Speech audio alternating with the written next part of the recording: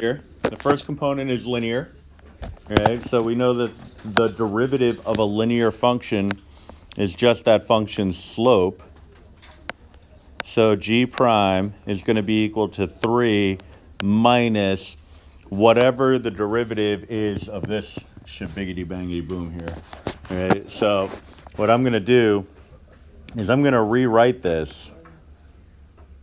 It's kind of off on the side here in a little bit more of a, I don't know, slight, I'm going to say in a more convenient fashion, but it's really not, it's not going to seem much more convenient, but in terms of just kind of like conceptualizing it, I think it'll make a little bit more sense. So if I write it as -5 tangent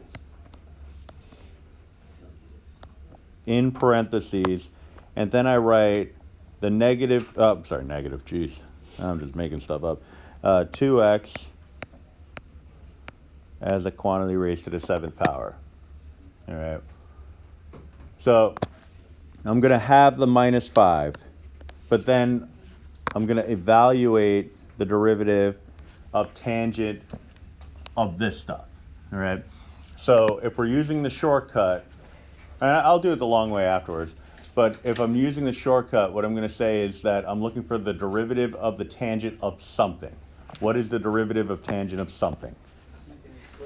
Secant squared something.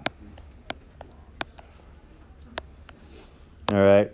So now that something happens to be 2x to the 7th power. All right. So now I have to find the derivative of that. All right. So I'm going to look at that and I'm going to say I have something to the 7th power. The derivative of something to the 7th power, 7 times something to the 6th, with that something being 2x, as you said. And then I just need the derivative of that something else, the 2x, which happens to be 2. And so that would be my full-blown derivative. But yeah, it's pretty ugly looking. It would look a little nicer if we simplified it, but that's not our priority in this unit.